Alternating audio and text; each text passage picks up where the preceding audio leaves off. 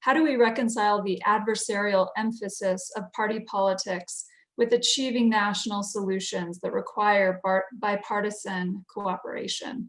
The second part is, how do political party leaders overcome fears of self-preservation to meet the other side in common benefit solutions?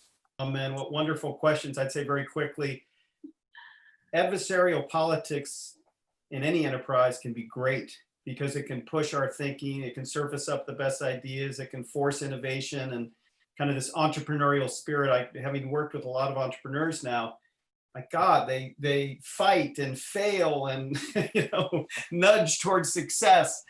And it's just such a wonderful thing. When it becomes personal, becomes the subject of a culture war and a divide among human beings that ought to love and respect one another. I'll never forget, I worked with Ted Kennedy, Mel's old boss, and Orrin Hatch, who had had a 34-year relationship. And you couldn't find more polar opposites in the US Senate, a strong conservative and a strong liberal.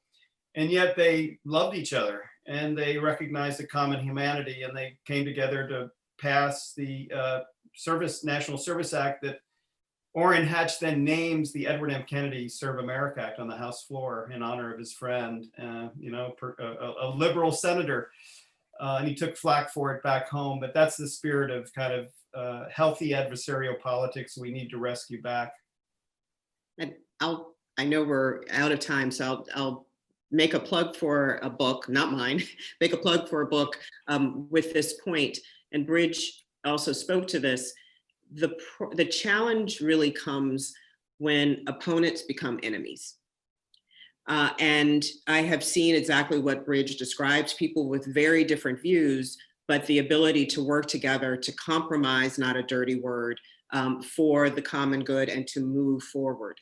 But we are now in a situation where by party, we have become not just opponents, we have become enemies.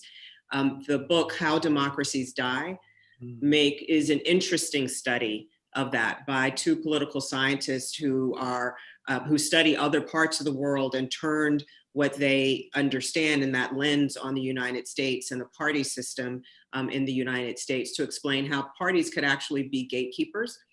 I'd love to talk to them about that. I want to scratch on that some more, given some of the bad things that have happened in smoke-filled rooms, but how parties can become gatekeepers and help to reestablish norms. But there was a pivotal moment, particularly in the 1960s, where we started to sort ourselves in different ways, that party identification started to become cultural identification, and we were no longer just opponents, but we became enemies. So to whoever asked the question, if you haven't read the book, you might find that to be interesting.